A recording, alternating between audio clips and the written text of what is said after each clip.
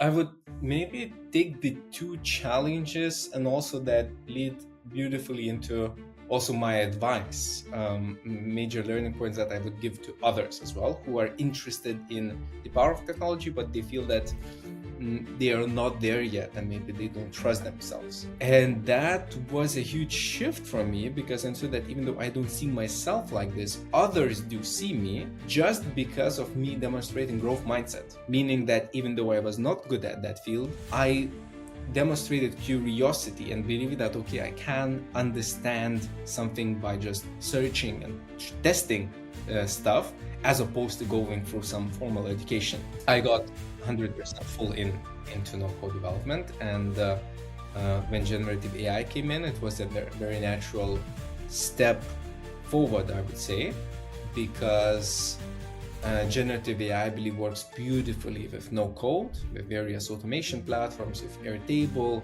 because you can integrate AI into the workflows or applications that you are building. So then you get rid of this continuous cycle of having to shift through many different tools. You just master a few of them, you become really good, and you start combining these few tools and end up being able to create nearly anything. Wow. Vic, there's a lot of, I would say, conversation about, oh, I'm overwhelmed about so many tools. Hello, Vic, and welcome to FlowMax AI Podcast. So I'm here with you, and thank you very much. And let's start to learn about you and your journey and where you are right now. So let's start with maybe you can tell me about your journey in business, in where you started and where you are right now, landing with AI and no code tools. Sure. So I started my career from the most entry job probably there is, from customer support at Mind Valley many years ago. I can't recall. And over time, while doing the manual work, I started getting interested in applying technology. How can I, if I can add some kind of software as a service tools, tweaks to improve my work. And then I noticed that if I learn that something works for me, I can also um, offer other team members across 3 continents, 50 people, to also use similar technology or similar tips and tricks. And the value compounds. So I got interested in looking for different technology solutions over time. And then the major shift, I think, was when I started using Airtable, which is a database that is with a user-friendly interface that allows you to build various internal applications with visual programming. So you're just building the logic itself, but you don't need to write code itself. And I started building with AI various tools, both for my team, for other teams, and became super excited when I understood that, damn, I can build custom technology without having to continuously look for new tools.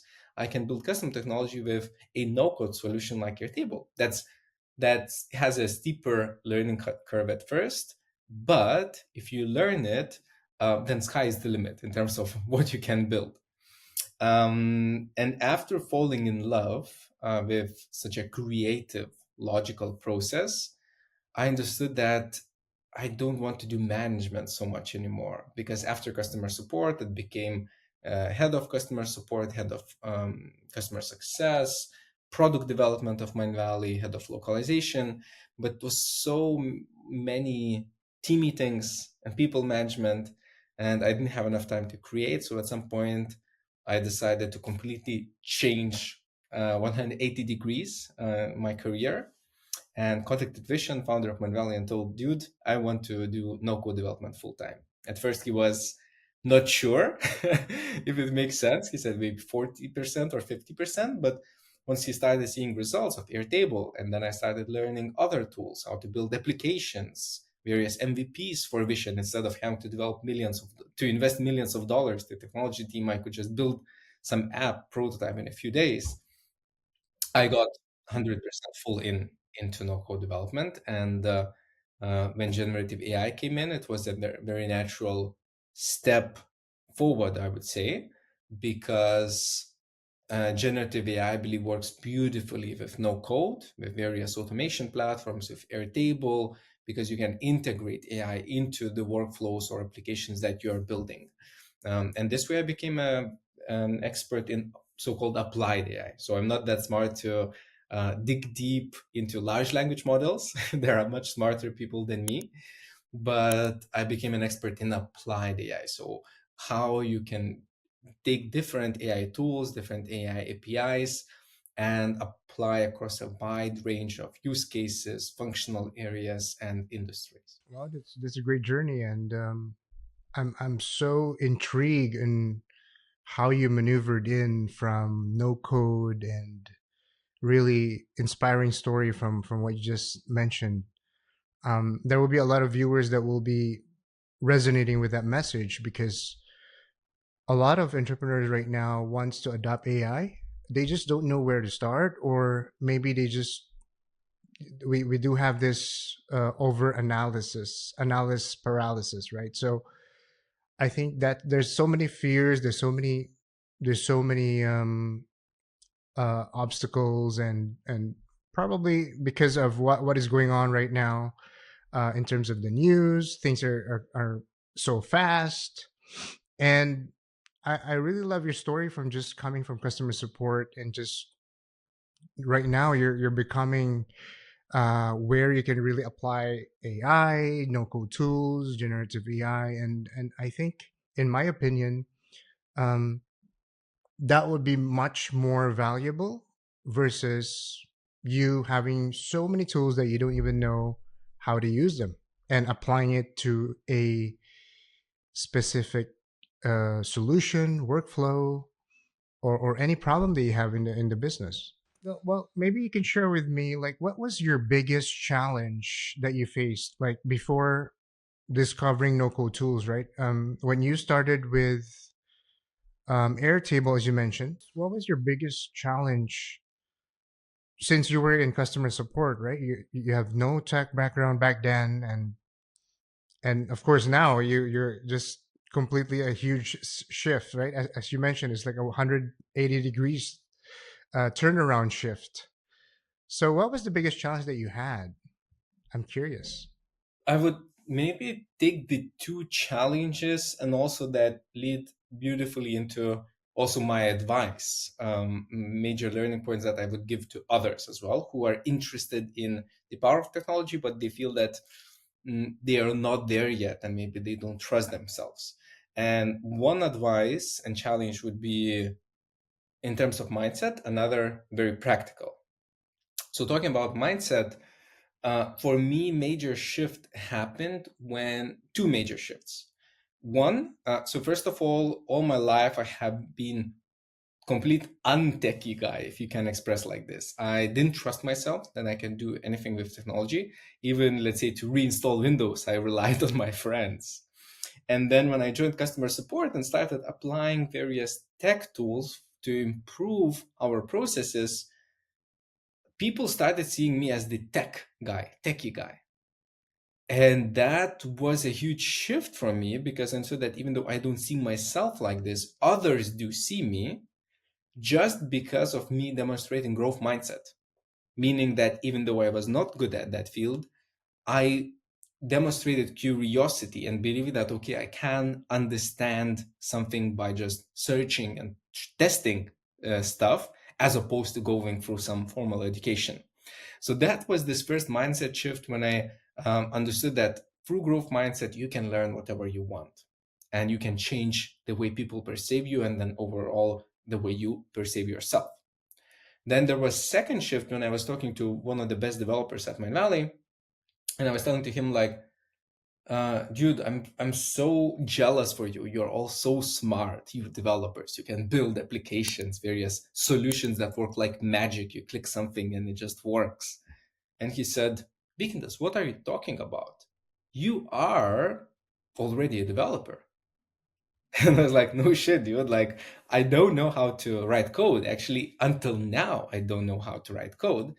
And he said to me that he saw my Google Sheets, the way I build them, that I build logic on those Google Sheets. If something happens, then something else happens, right? Using various formulas, formatting, and so on. And he said, that's it. That's being a developer. Being a developer is about creatively and logically solving problems and building logic.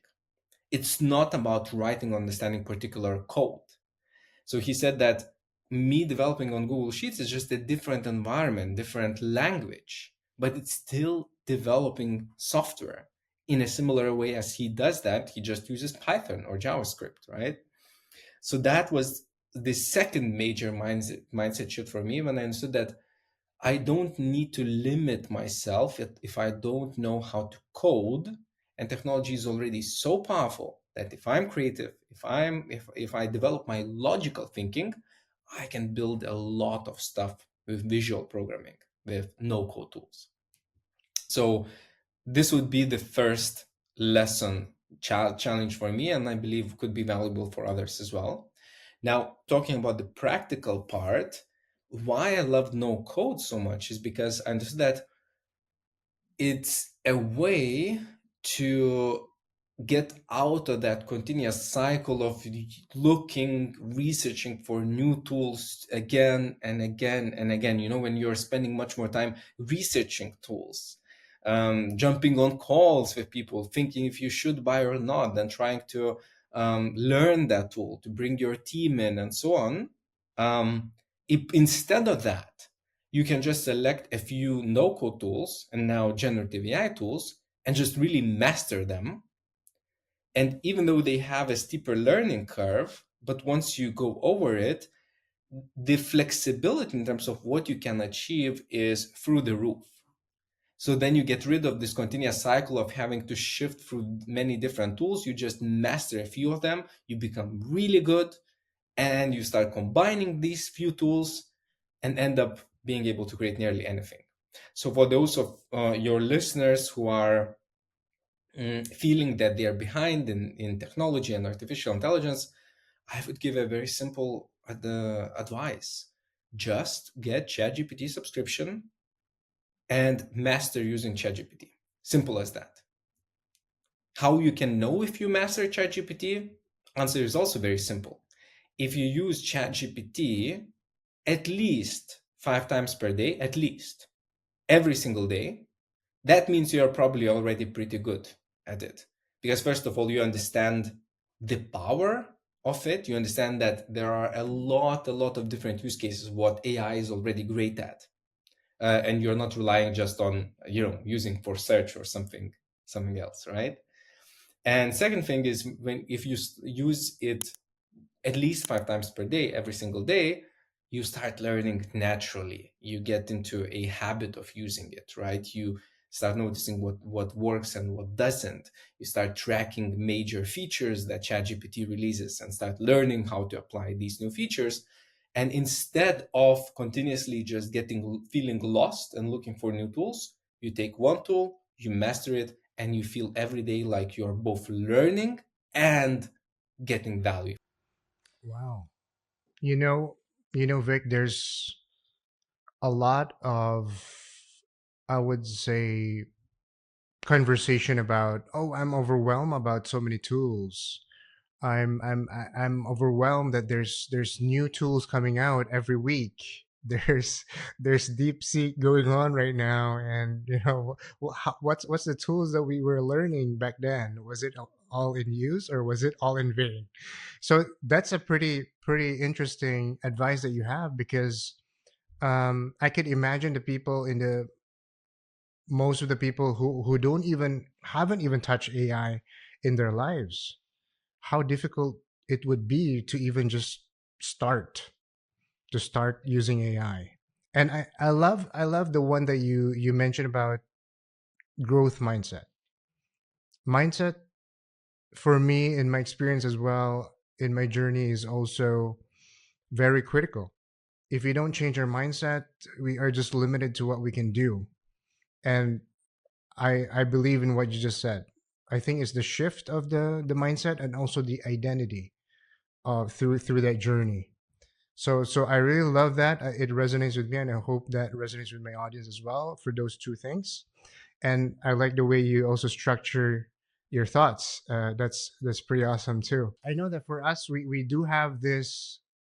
We can call it tool belt, right? No code tools in our tool belt. What is your go to in maybe your specific no code tools that you have been using for business to increase efficiency and also productivity? I think most of the perceived AI tools, the biggest thing is to take back time, because time right now is the huge, the most biggest commodity right now that we can't buy.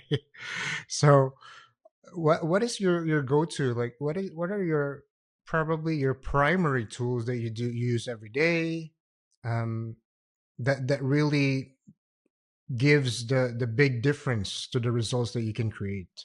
My advice is always to start from one tool. So as I mentioned, let's say you just take ChatGPT and you really focus on creating your own systems and forming a habit to use it. And then naturally you will learn it. You don't need to worry too much about it. This is first thing.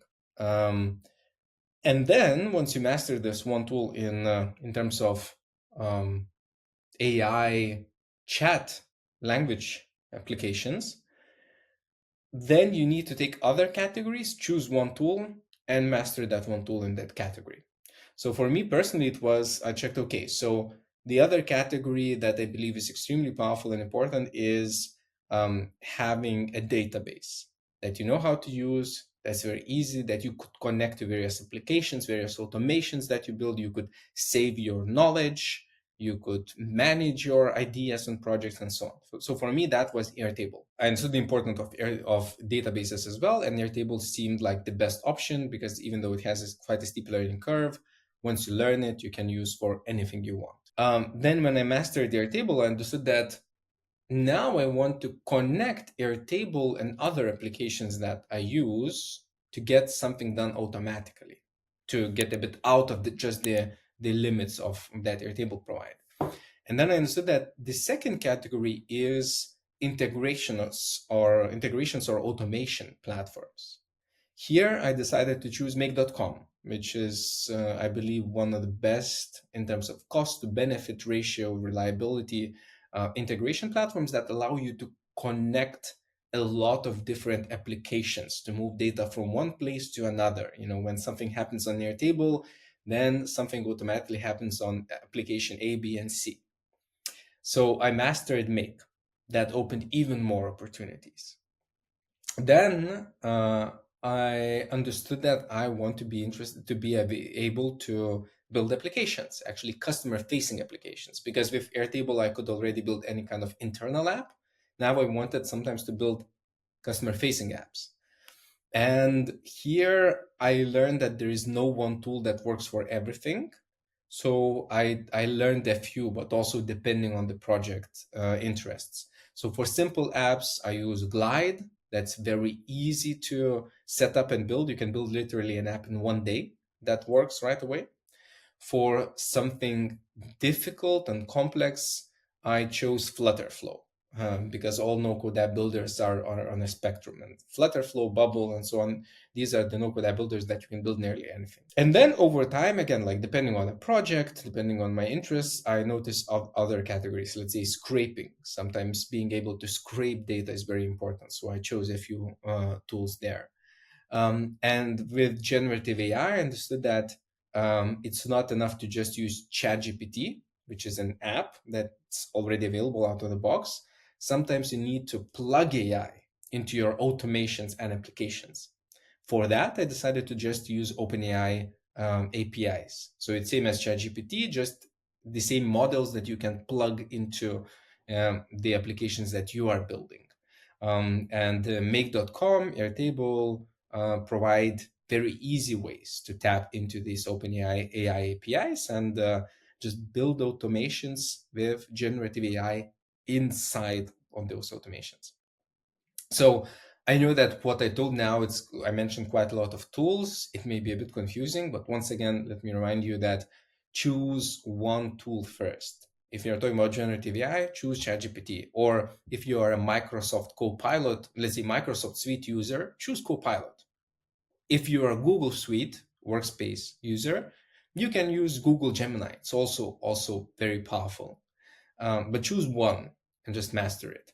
And then over time, based on your projects and interests, take one category at a time and master one tool in each. Yeah, that's a very structured um, plan and system. You're kind of like the equivalent of a personal trainer of if you're working out. So you have all this program is very straightforward, right? It is very clear. That's powerful. I'm curious to know. You mentioned earlier your journey was you transformed the business of Mind Valley, and you have impacted the business dramatically. And that's where you were moving from customer support and going to a more of a no code builder, a no code, I would say, an expert right now. So, how did you? Maybe you can share with me more about how did you impact the business operations, probably workflows in Mind Valley, or maybe from also you have other projects outside from Mind Valley as well, like for your journey. Oh, perfect. This is very good question. So let's take it split it in terms of tools. So let's say with Airtable, as I already mentioned, I learned that I can build custom software, custom internal applications for different teams and departments. So Mind Valley, let's say, community team would come to me and would tell that they are struggling managing their ambassadors, how to engage Mind Valley community and so on.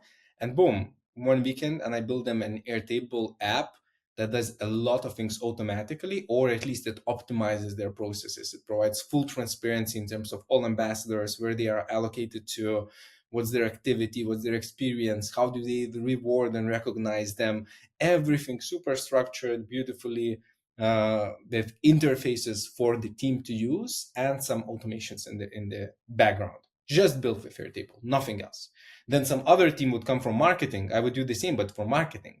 Then a team would come from events management, actually organizing live events. I would do the same, but for live events. And the same, I mean, building completely different software, but using the same tool and using the same knowledge that and experience that I accumulated. So this would be first, and since then, already many years ago, there was no single day when I wouldn't use Airtable for myself or for other teams. And at Mind Valley and other companies that I supported, a lot of workflows are on Airtable. Then, when it comes to automations, make.com, I had a few companies that asked for my help. Also, I had my best friend's company who started growing really fast. And I created a lot of automations with Make. For instance, that company of my friend, they have multi-million dollar ad budgets on Facebook. Every quarter, they create thousands of ads that they release on Instagram, on Facebook. And imagine then you need to upload everything manually, all those thousands of ads. And then I looked into Facebook campaigns API and saw that you can do that automatically. There is an API allowing you to connect into their platform and do something in the backend, right?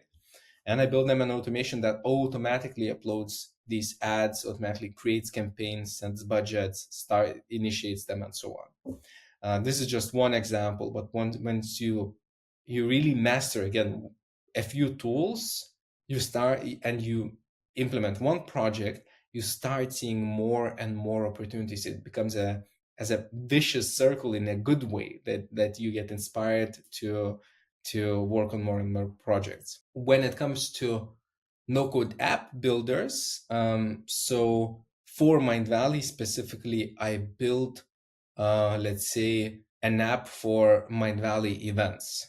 We have Mind Valley University that lasts over 3 weeks, a huge conference with 1,000 people moving to a new country, having both official agenda and various tribe events and activities every single day.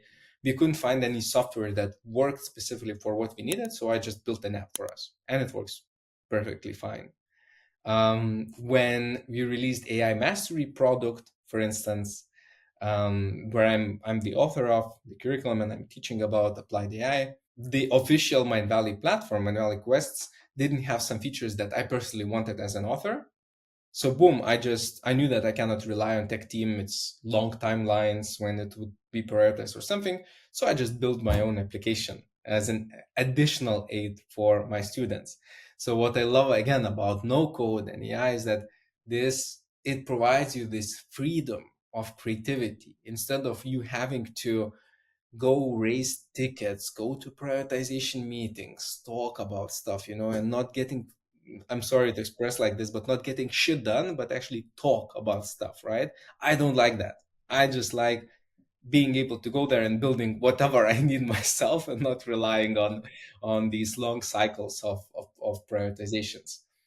And for Vision, specifically, the founder of Mind Valley, I built a lot of different minimum viable products or prototypes. Let's say if he would have an idea, but we wouldn't have technology resources at that point for that idea, he would just come to me. I take a few days and I bring to Vision, look, this is the app, it works. You can already release it for some test users. So once again, it's really freeing and it allows you to get engaged into this continuous creative and building process as opposed to talking and talking and talking.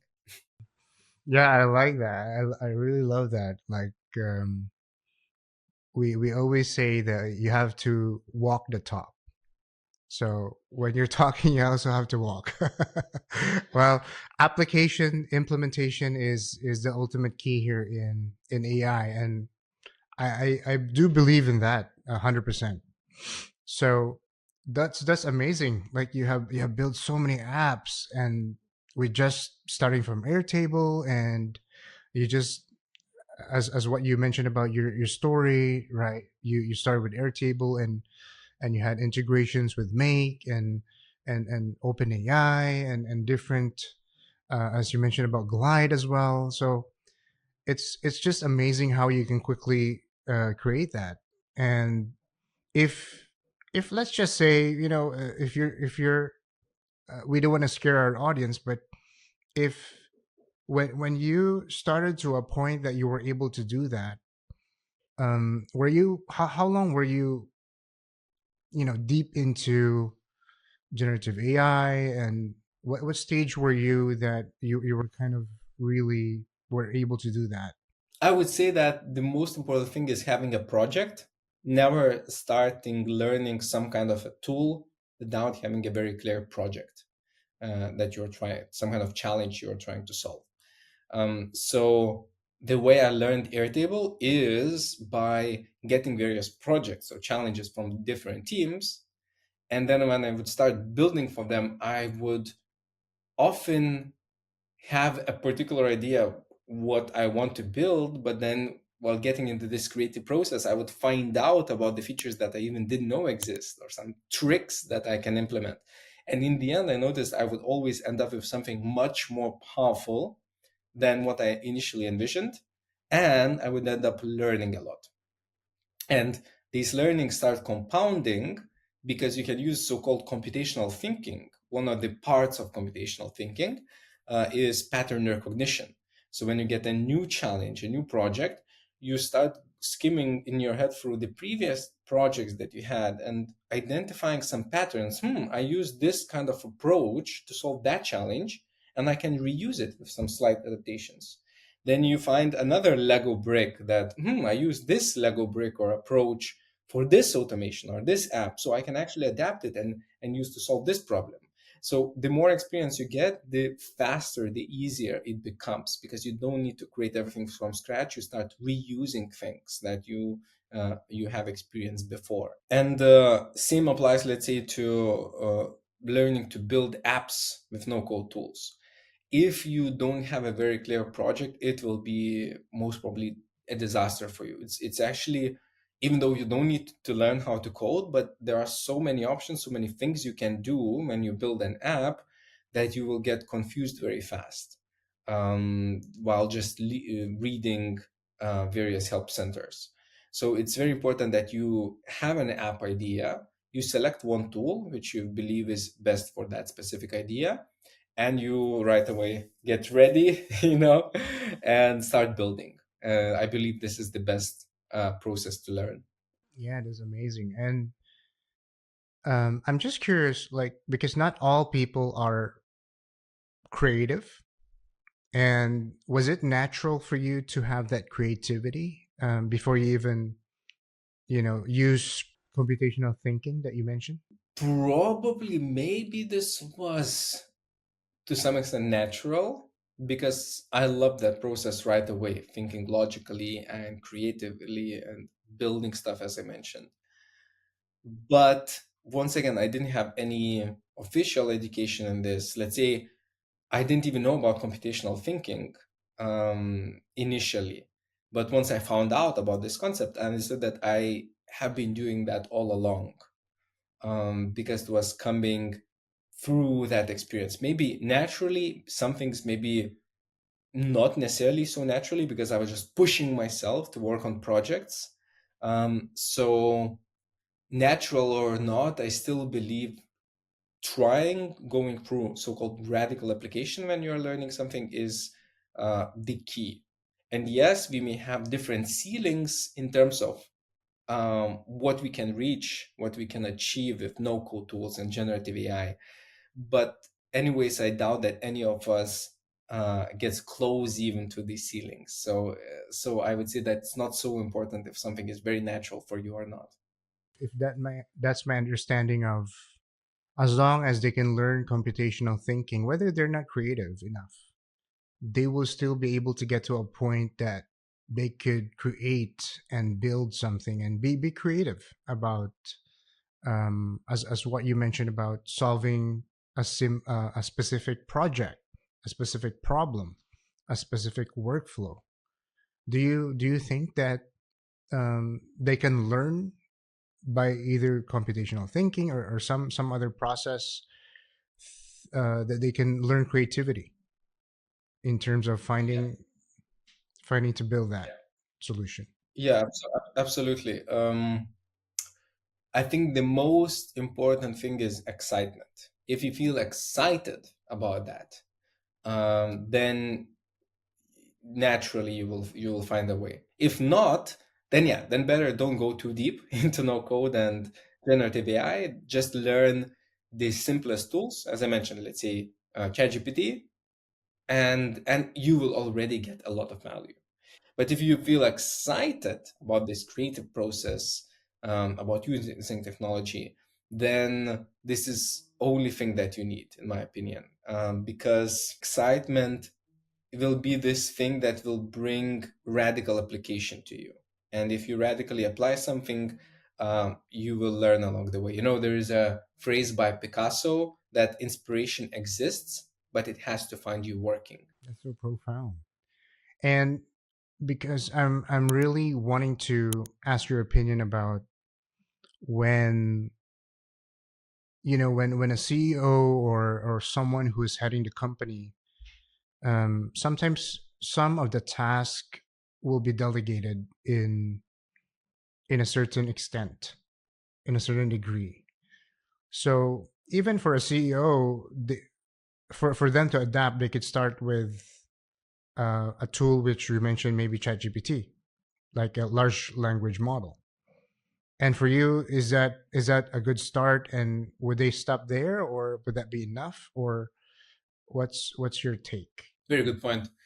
Yes, so I would say ChatGPT is a perfect ChatGPT or a similar, as I mentioned, technology. It could be also Google Gemini or Microsoft Copilot. Is a perfect starting point. Very easy to start. That's the most important thing. It's quite difficult to really to get into a habit of using it because still it's not some natural thing for us to continuously go and chat with some all-knowing being. It's not so natural for us, therefore there is a high risk that you could start, something wouldn't work so well, you wouldn't get the quality response that you expected, and you would drop it. So it's easy to start, but you definitely need to commit, keep yourself accountable to make sure that you start using it every single day, multiple times per day. And then you also naturally learn along the way. You notice that how wide the possibilities are when you use a tool like this. And then I would say, if you feel that you want to do more of management, business management, team management, and less of actually building stuff with technology yourself, then ChatGPT for you is enough, most probably. But then in such case, I would look for people in my team who who are not seniors necessarily, who don't need particular education, but who have this spark to go a bit deeper in technology and to automate stuff. Because naturally, if you will use just ChatGPT, over time you will start notice some limitations that you can, I always say, enhance your workflows with ChatGPT, but you cannot fully automate. And in some cases, fully automating to reach scale makes sense. So to achieve this, I would suggest then to have at least one person in your team who's excited about automating and using integration platforms like Make, who's excited about tapping into the power of AI APIs that you can plug into your automations and applications. And then you can form a very powerful team. When you are focusing on ChatGPT and business matters, you have a person who is a little bit more techy and excited about building automations and optimizations for you. You can achieve a lot together then. That makes sense. That makes sense. And sometimes when we're adopting some tools, and there's always a learning curve, and there's always a curve going down as well. It's like a slope going down when we don't get wins. What was the immediate wins that you had in your experience when that was just those things that kept you going? Because sometimes we just get discouraged. We get like, oh, this is so difficult. Or even if you have someone who is excited in your team, or maybe you yourself is excited into adopting AI, but what was the immediate wins that you had that really push you forward and kept you going? Yeah. So this answer is very simple. Immediate wins were the fact that I could right away see the results. If I build with Airtable, I can right away see results in front of me. I click some button and things just work like magic for myself or for different teams that I would develop. If I build an application, as I mentioned, I could just get feedback from a customer, get an email, and in half an hour I could respond and tell that, oh, your feedback is legit. Here's the feature that you asked for.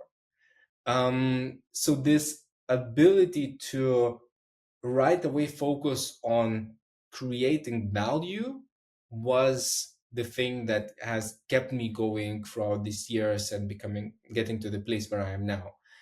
Because what I hate most is bureaucracy. For instance, if I need a new software as a service tool, if I then have to raise tickets for my company, then to follow up asking for permissions from other people, because there needs to be a system of people who approve purchases. Then sometimes I need to involve other team members to confirm data privacy or security requirements. And this process, I don't like it. And very often, even if I would be excited potentially about some tool, I would not even go to that that road. And instead I would just use these flexible, as I mentioned, more difficult but flexible tools that I can just go there and build a solution right away. That's a very good point. Don't dwell on the things that you kind of drains you down and you can't control. Right? You have less control there. So that's pretty good. That's pretty good. Because a lot of times, sometimes we're just really hungry and succeeding in something, but we just have this roadblock.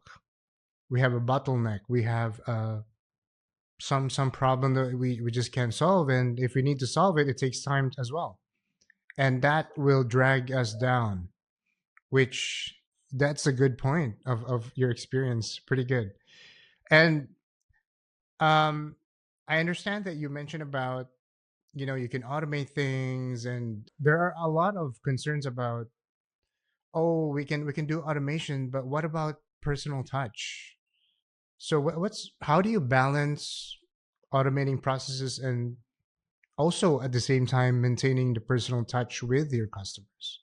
It, I would say, depends on the product that you're trying to create. If you are creating a bit more premium luxury product, then you should limit your urge to just scale and automate everything for sure. And there are some things that you should do that does not scale, right? So let's say for AI mastery this year, we established so-called office hours where students can just have multiple times per week, multiple hours with me, where they can ask any questions. And if strategy like this doesn't scale because we need to hire then a person like me, for instance, in this case, to schedule additional calls. It's not happening automatically, but it made sense. People loved it and appreciated it in their feedback reports. And AI Mastery is a premium program. If you are trying to fight in terms of cost, so you're trying to release a very low price product, then you may dream about whatever you want, but you will need to scale.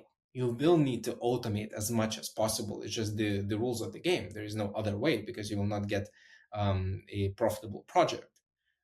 So you cannot go, I believe, into one or the other extreme.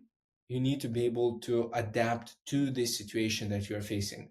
I have a tendency to try to scale everything. I love automating.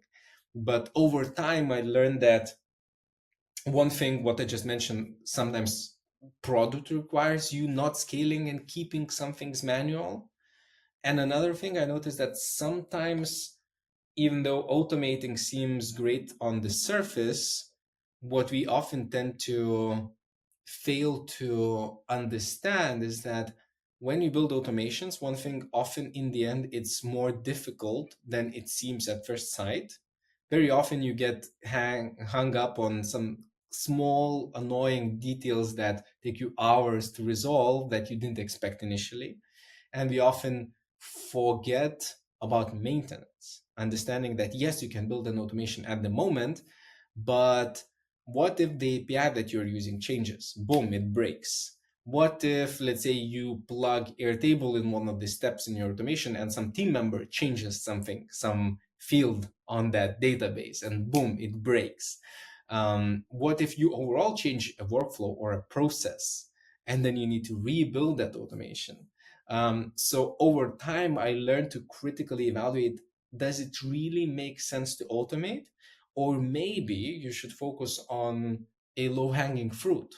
So instead of fully automating, you just plug using ChatGPT in some specific steps to enhance, once again, enhance your process to make it more efficient, but not fully automating it. So I know myself that I have a tendency to divert into this full automation mode, but over time I learned that often I would end up then making a mistake. And the best way is to just look for the most simple, most cost efficient solution. Thank you for sharing the well-rounded answer. And you know, I think the first impression about human touch, there are two, I think, in my opinion. One is the quality of the experience. And also, I think the department that you were in before, which is customer support, I think that is the biggest chunk of preserving that quality of the human touch. So, not to really go deep, but since that's your background and that was your journey, how would you make sure that when people come to your customer service, they will still have the perseverance of, okay, I mean, the customer service still has the quality. Um, Whatever I need, I would get it. And it's, sometimes when a lot of people, and maybe I'm wrong, maybe it's very subjective. A lot of people will think that having an AI, a chatbot, or probably a automated answering machine, or something without the human interaction, sometimes tend to be perceived as low quality service. So what's your opinion in that area? Very good point. I would actually challenge the notion that you need to have human touch in customer support. It depends, because if you don't have high profit margins and you need to save on your customer support team, so not hiring a lot, and then you may have human touch, but your response time is, let's say, 36 hours since a person contacted you, then maybe screw the human touch and maybe implement an automation to make sure that people get response right away.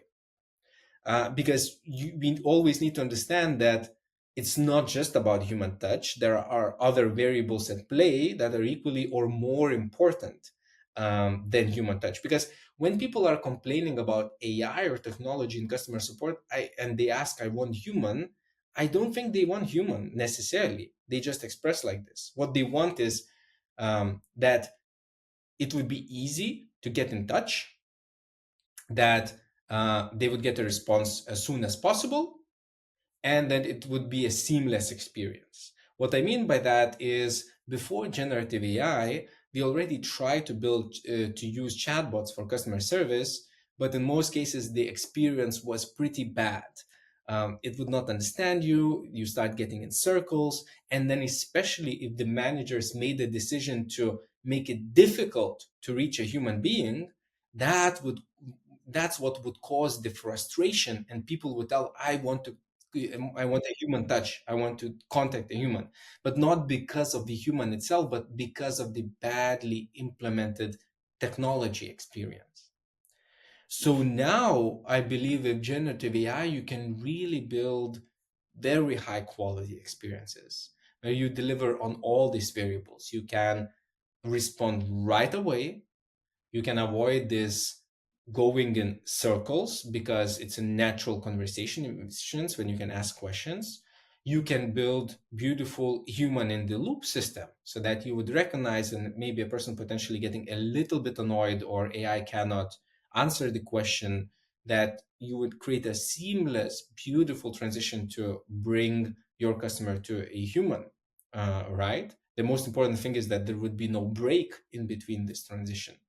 Um, and with the recent advancements, not just with AI, but infrastructure surrounding AI, so that you can connect AI to different APIs, to different platforms. Let's say you can connect AI to your billing platform, you can connect AI to your accounts platform, which can not just answer a question based on some knowledge that you provided based on help center articles, but can also take action on your behalf right away instead of delaying. If you manage to deliver on that, I don't think necessarily you need a human touch, and you can better establish human touch through different ways. Let's say Mind Valley organizes now a lot of live events. I mentioned Mind Valley University. Now we had Future Human conference at Dubai. Vision travels around the globe and organizes various community meetups, dinners with customers.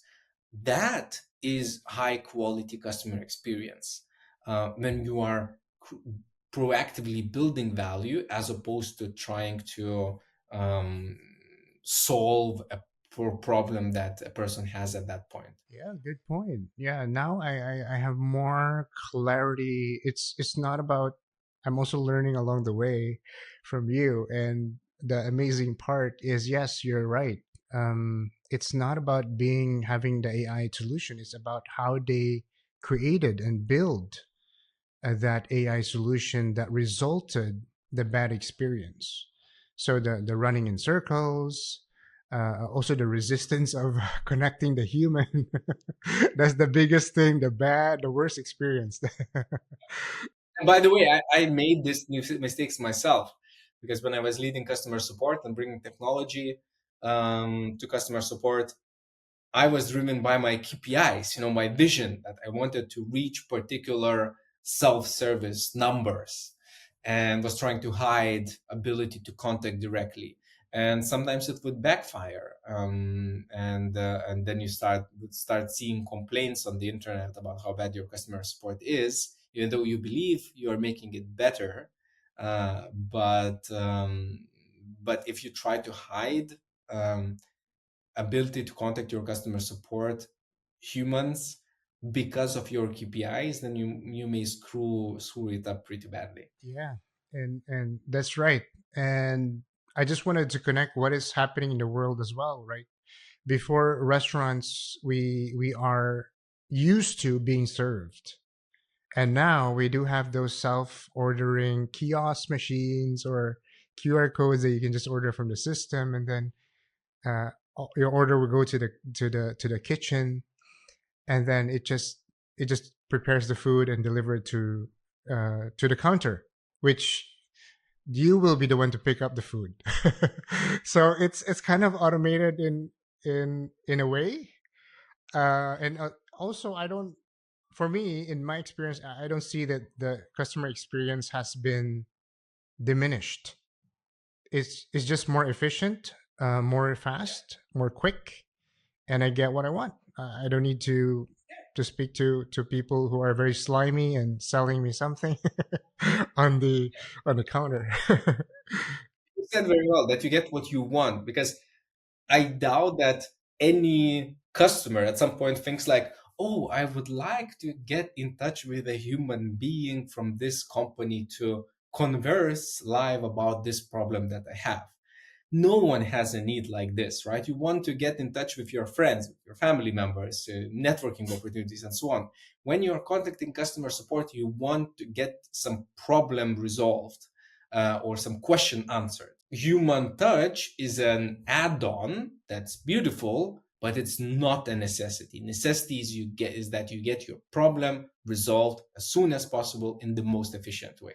That's it. That's what most of people want. Well, that's a pretty much. There's a lot of people who has this roadblock. So I hope that message could resonate with the people who has this concern about customer service, human touch. And by the way, what's your um, in your experience, and I believe that you are also conducting classes in Mind Valley AI Mastery. What's your what's your take about the misconceptions people have about no code tools, or and if you have those on your mind, how would you debunk it to them so that it would be more simpler? So main misconception I would say is that people think that with no code tools you can build only prototypes, minimum viable products, just to test, to play with the idea, and you cannot release something that actually works at scale for your customers, which is, I think, false. You definitely can do that. Not always. Sometimes when people approach me with their project idea, even no matter how much I love no code, I tell that no, actually, this one, it just makes sense for you to right away you use a coded solution to have developers. It just more straight way to success and results. Sometimes I do that. But in most cases, you can build solutions with no code tools.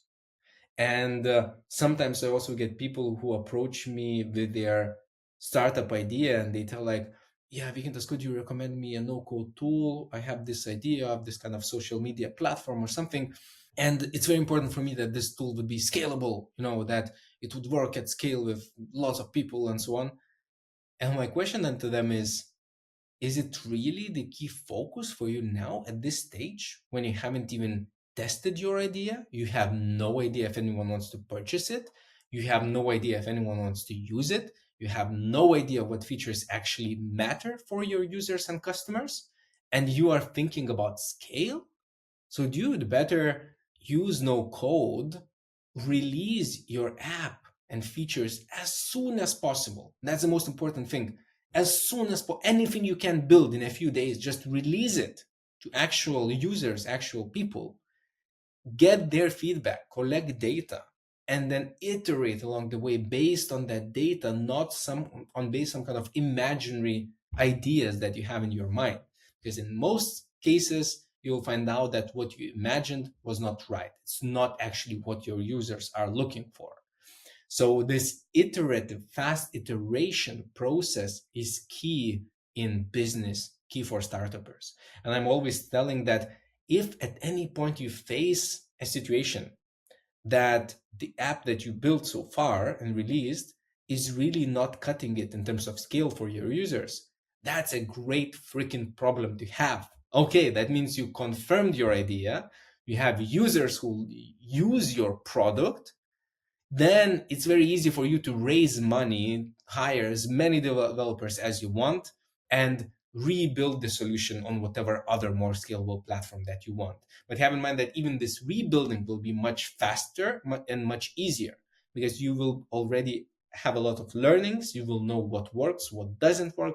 You will not need to create everything from scratch. You will just need to move to a different platform. So that's a good freaking problem to have later down the road. Wow, that's amazing. I have always encountered I always have mastermind groups, and the problem that I also encountered is they always talk about the step 8, the step 5, but they even haven't started step 1.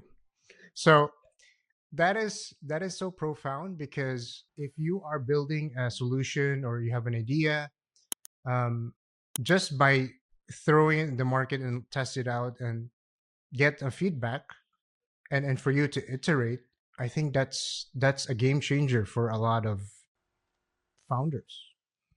Like, imagine before, when you want to build something like an app, you really need to build an app, and building an app with having a tech team to build it is not cheap. An important point here is, I believe, one thing is no code, another thing is AI. And I already see some entrepreneurs who are sharing that their teams stopped using Figma during the meetings. And you may ask, like, why Figma is so powerful? It's because their designers and developers have become so great using generative AI that during a meeting, when they're brainstorming ideas for some product or feature, instead of creating a Figma mockup, they are right away creating a working prototype with AI, like right away developing the code and user interface and backend during a meeting. And then they discuss not on some theoretical level, but actually right away focus their thoughts in terms of clicking and seeing what happens, and based on practical features that they're seeing in front of their eyes. I believe that AI is very, very, very close now that it could potentially replace or partially replace even no code. That we may get to a place where you tell what you want for AI and it builds for you an automation or an application. I don't think it's there yet. It's great as an aid, but at some point we may get there.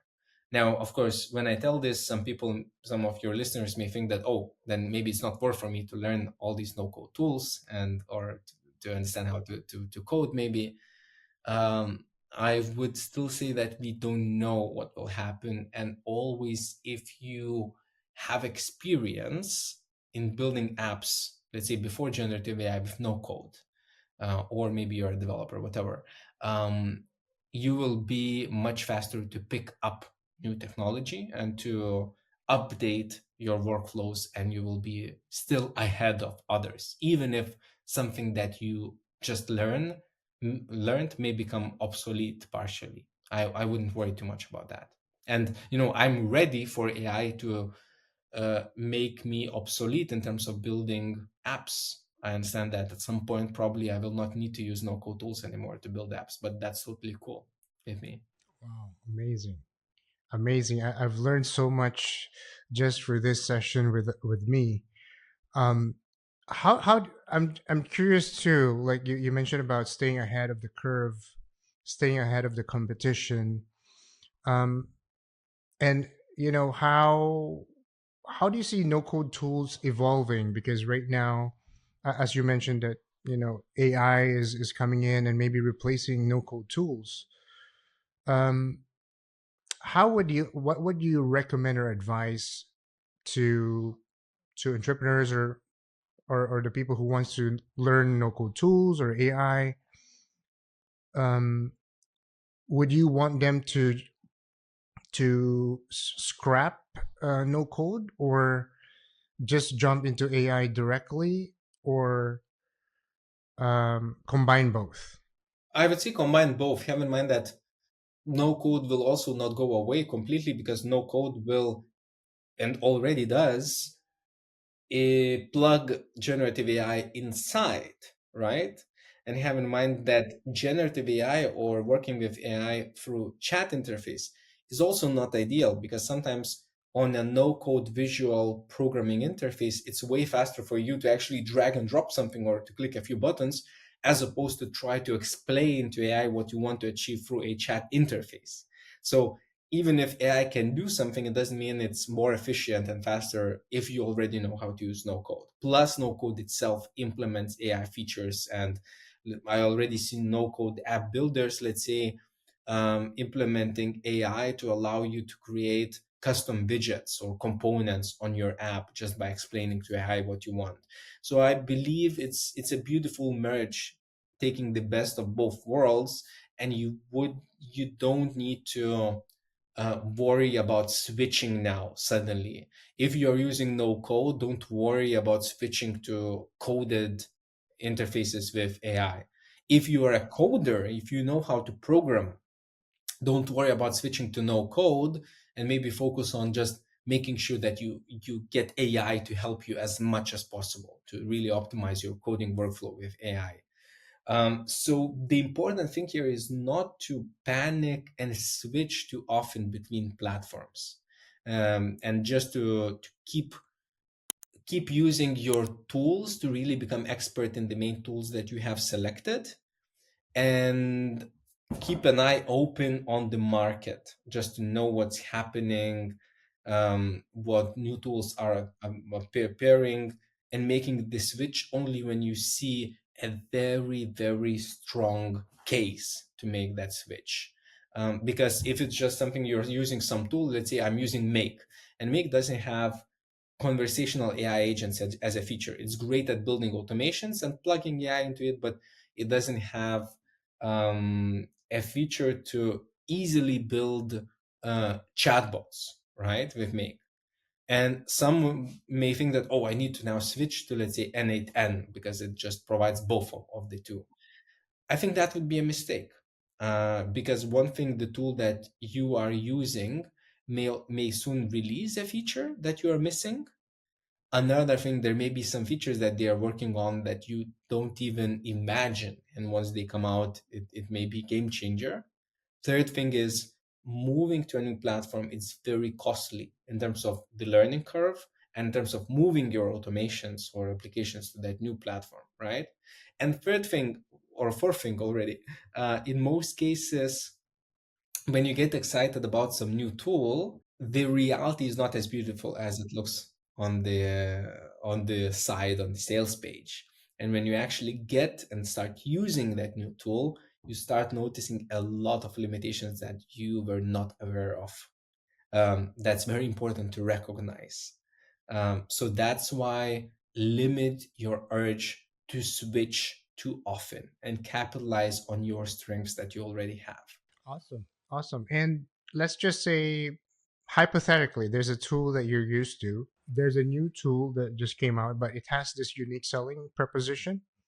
It has a unique uh, feature that whatever you're using right now doesn't have it. Do you advise that we will give it a try as well for the new equivalent? I mean, the competitor, but it's a separate feature which what existing tool you're using right now doesn't have it.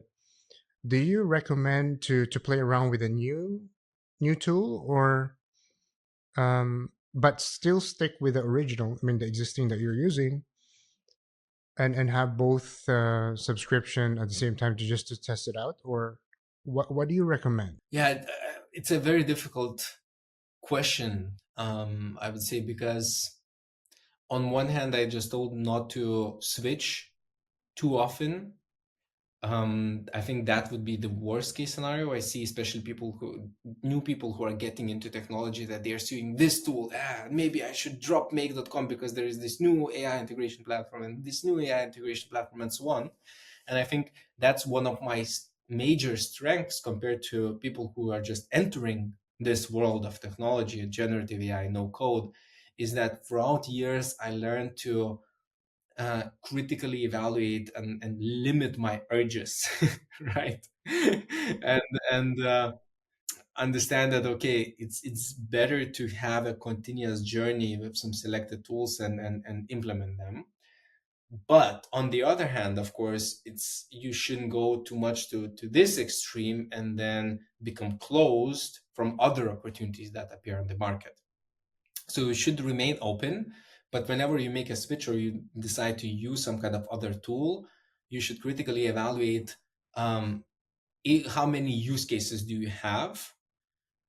Can't you really resolve these use cases with the tools that you already have, and how valuable are these use cases?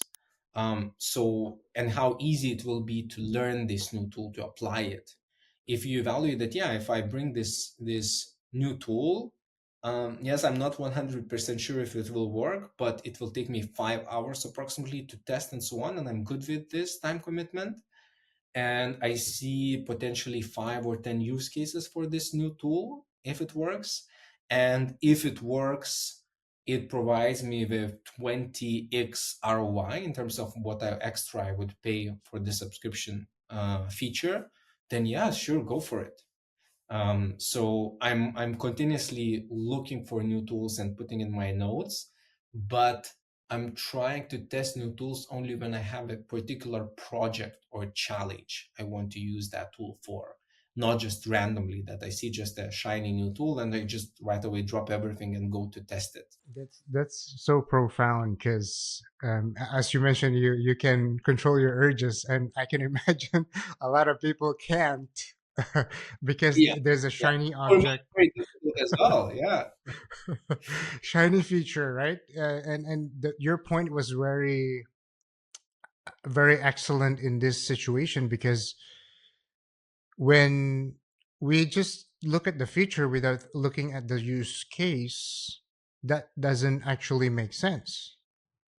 And for us to even try and having that learning curve and wasting that time and money and effort will also divert us from what was actually the main objective of why you need AI tools in the first place. So that is a good reminder, and I think our audience will love that because not only you have urges, but I think even me included, a lot of people will have urges like, okay, this is a very powerful tool. You can do this in few seconds, and you can generate this excellent artwork or music or video or whatever with just a touch of a button, right? So whatever it is, right? So that is very incredible. That's very incredible. I could share maybe a simple framework that could help here. Every time when I'm selecting a new platform, I put down the features, and I'm not looking for the platform that has all of these features. First of all, I prioritize the features and put them into three buckets. One is the musts. So this is the feature, or let's say 3, 4 features that a tool that I'm looking for must have. So if the tool that I'm checking at the moment doesn't have any of these features, it's a right away disqualifying factor. So this allows you to establish a very simple system to narrow down your list of options, right? So we have the musts. Then second bucket is important. So these are the features that are really important and they will have a significant weight in your selection. But if some platform doesn't have any of these important features, it's not a deal breaker just yet. So you would still have it in your bucket. And then you have nice to haves, because every time you will put a lot of features, and then when you read about some new tool, you will notice a lot of other features that sound amazing, and like, oh, that's really cool, I didn't think about it. But if you evaluate it critically, in most cases you will understand that it's a nice to have feature. It's not something that should have a significant influence on your decision making. If that nice to have feature is available, perfect, awesome, additional plus, but it's not a critical factor. So I use this simple framework when I'm selecting new software, but you can also use it when you are already using some kind of software and you notice some other shiny object that you may get an urge to potentially switch to that shiny new object. But then you can evaluate, okay, this shiny new object has this feature, at least on the sales page, that my current platform doesn't have. But then think, is it a must, important, or nice to have? In most cases, you will evaluate that yes, the shiny new object feature is a nice to have, so it's not worth for me to now drop everything and get there. If you evaluate that it's a must based on a changing environment or an important feature, then potentially it may make sense for you to allocate some time to test it out. Yeah, that's beautiful. Three buckets framework. So that is the must have, important, and nice to have. That's really giving me a lot of clarity.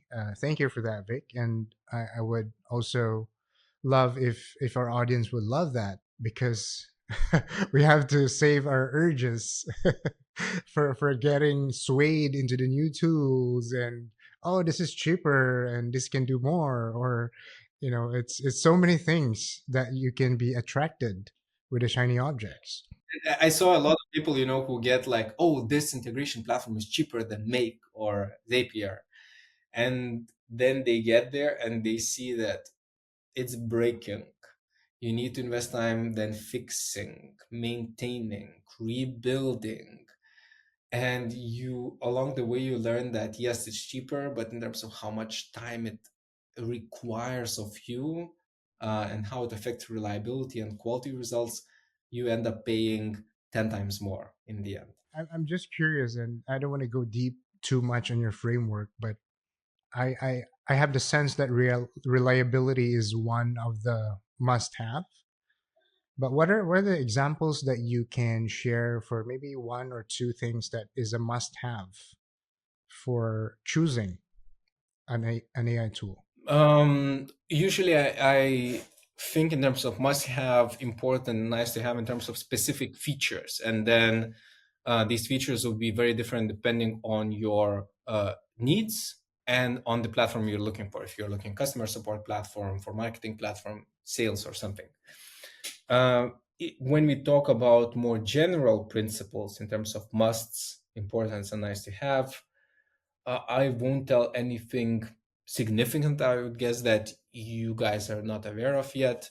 One thing is that it would make sense in terms of return on investment, what you pay and what you will get from it. So it must have not a little bit of a positive outlook that you would get, let's say $50 instead of $30 that you're paying. It should have at least 10x the value, because in reality you will find out that it's lower than you expect, or if you count in your time and effort, your team's time and effort, right, into bringing that tool, using it, and connecting to other platforms, it actually in the end costs much more than the direct money you pay for a subscription. So that would be, and when it comes to reliability and other factors, it depends on the situation. Again, in some cases you need 100% reliability, but actually very rarely.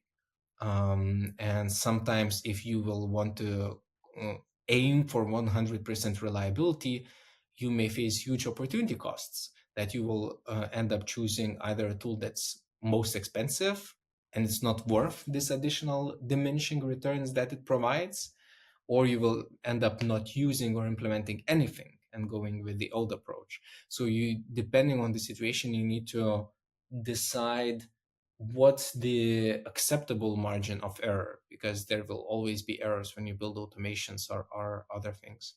Mm. Wow, that's more clear now. So not only reliability, but also the return of investment, ROI, which can translate into money. It could be revenue. It could be time back, and maybe it will be more cheaper from, maybe if you're using an existing tool as well. Maybe it's a judgment decision metric that you need.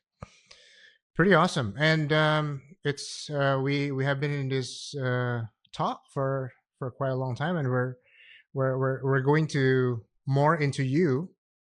So how has using no code tool like really freed up your time for personal growth, and other aspects of life, like when you are also in this space, or even in personal development, we would always want to be a lifelong learner, right? When we're a lifelong learner, we also need time to also learn, to grow, and also not only from our minds, but also from our body, from health, and family as well. Sometimes it's forgotten when we're busy with work. Family is one of the biggest factor of getting results. So how does it affect you, or how does it free up your time for those areas? So this, when it comes to freeing up time, it's a bit misleading, I believe, because yes, you can optimize a lot with technology and AI, but if you optimize or automate something, it doesn't mean that the time that you save there, suddenly you will allocate just for rest and your family. Uh, in my personal life, I allocate that time to increase my influence, my learnings, my impact that I can create for the world. And so for me personally, I wouldn't say that no code or AI freed up my time. I still allocate quite a lot of time for working, but it allowed me to allocate my time for the most fulfilling tasks and projects. Make sure that I can automate whatever I don't like, and I can focus on more strategic matters, more creative matters. Now I allocate a lot of time thinking through stuff, as opposed to doing some manual labor.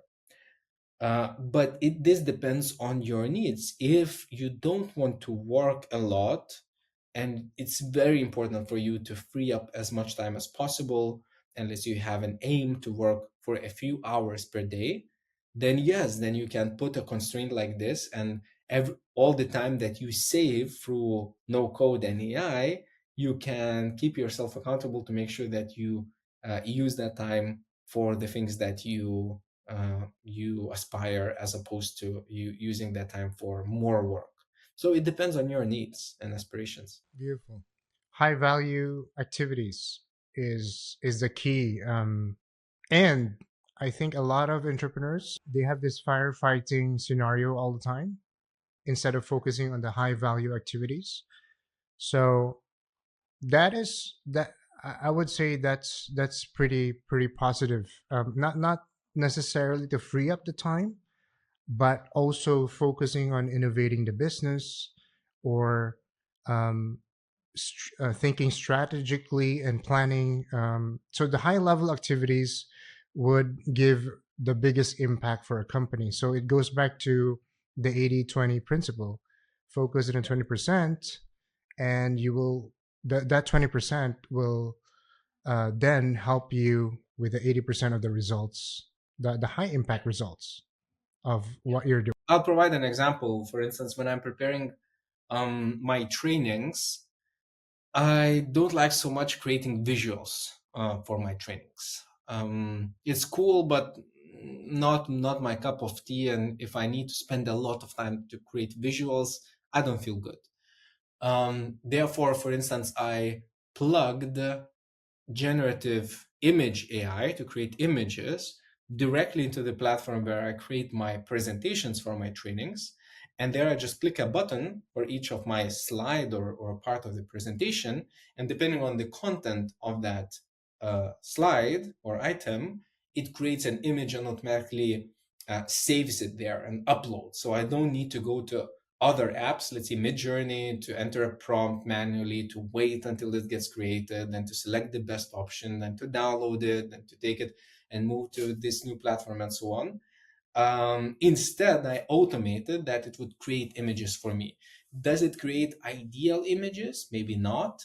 Other people who are great at design, they would do a much better job, but it delivers good enough for me. And the time that I save then from this process, I can focus on the things that I really like. So exploring the ideas that I want to cover during my trainings, as opposed to creating some kind of visuals. Yes, definitely. It goes back to the the human touch misperception, right?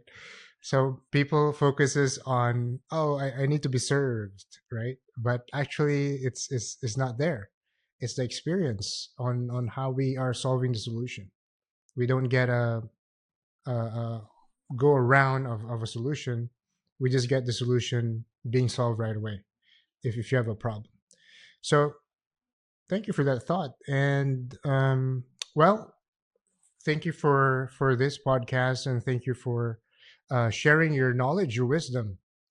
And maybe the last thing that we I'm gonna ask you is for the people who are listening and watching this podcast, um, what are the parting message that you want to leave them? So if let's say uh, for AI or no code tools, how would they apply to the business without being overwhelmed? So I will repeat some things what I said.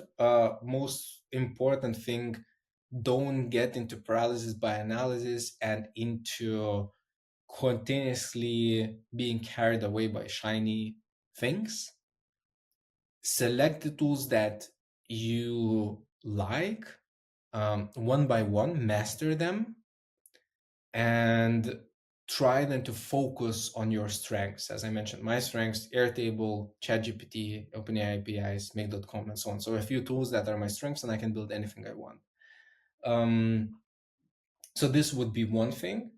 And second thing is, prepare that crazy changes are coming. Insane changes. The changes that we have seen so far with generative AI has been nothing compared to what's coming in the upcoming 5 years. It will be tough during some periods, but if you now right away commit to approaching it with excitement over fear, meaning that humanity will be going now through the most important changes in human history in terms of breakthroughs and the way technology will change our lives forever. So if you choose excitement over fear, and if you choose to do stuff, to use different tools, to release ideas, to apply generative AI in your everyday life, don't worry about FOMO and various fears that you may miss on something. If you just do things naturally, you will place yourself in the best situation to ride this wave properly and get the most value out of it and create the most value for others as well. All right, beautiful, beautiful. And Vic, if the audiences would want to follow you, where is the best place that they can? I have to admit, I'm not so active on social media. I'm focusing on actually building, learning, becoming the best I am, but not on social media, which is my weakness. But I think you can follow me on LinkedIn. Just check for Vykintas Glodenis. You will see me, my picture, and just follow there. When it comes to other channels, at the moment, I'm not active. I'm planning to become more active, but at the moment, not yet. All right, cool. So thank you for tuning in. And I hope you had value with the podcast, and follow for more and share our podcast to the people who are wanting to adopt AI. And I'll see you on the next episode. Thank you.